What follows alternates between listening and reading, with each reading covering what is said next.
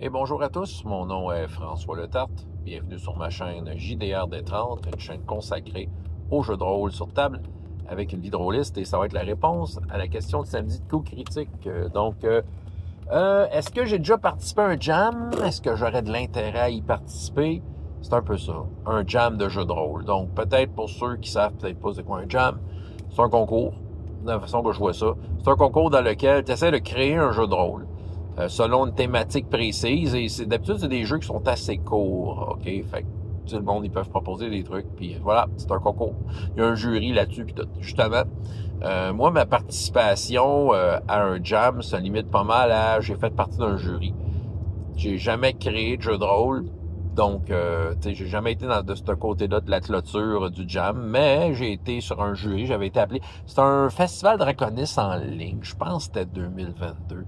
Puis, il y avait, dans le jury, je me souviens qu'il y avait Elsa de Ludipsy, il y avait Philippe des Gnomes archivistes. Je pense qu'il y avait Pierre-Philippe de Coup Critique, pour me le dire. Mais je pense qu'il était là. Puis, il y avait une autre madame dans le jury. Mais en tant que telle, ouais, c'était intéressant. Premièrement, c'était de lire les idées de tout le monde. Je me souviens même plus du thème, mais reste que je me souviens qu'on avait lu ça. Puis on avait débattu sur lequel serait le gagnant. Il y avait des jeux vraiment que j'avais trouvé intéressants. Ben le fun. Il y en a même un que je me souviens, c'est une affaire d'Apocalypse Zombie, puis je l'ai mis de côté parce que des fois, quand je veux donner à mes jeunes, justement, en parascolaire, un petit jeu de rôle, tiens, essayez donc ça, je leur donne ce jeu-là. Je le trouve bien intéressant. Une petite mécanique que, dans le fond, tes caractéristiques, c'est des dés différents. Puis à mesure que tes ressources descendent, tes dés descendent. Donc, ça, c'est un peu cette mécanique-là.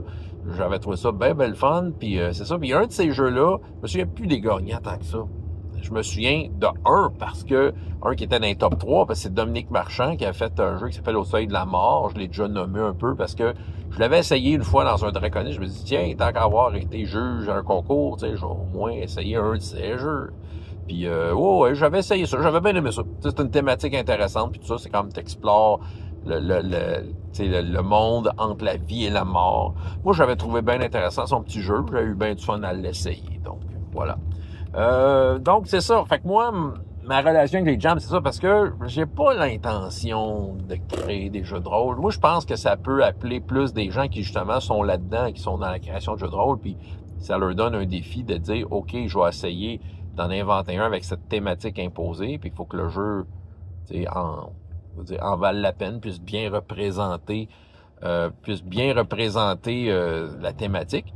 Fait que j'ai pas cette fibre-là de créateur tant que ça, sérieusement. Je suis pas tant créateur. Je suis bien bon pour défaire des règles dans un jeu, puis m'en faire des propres règles maison.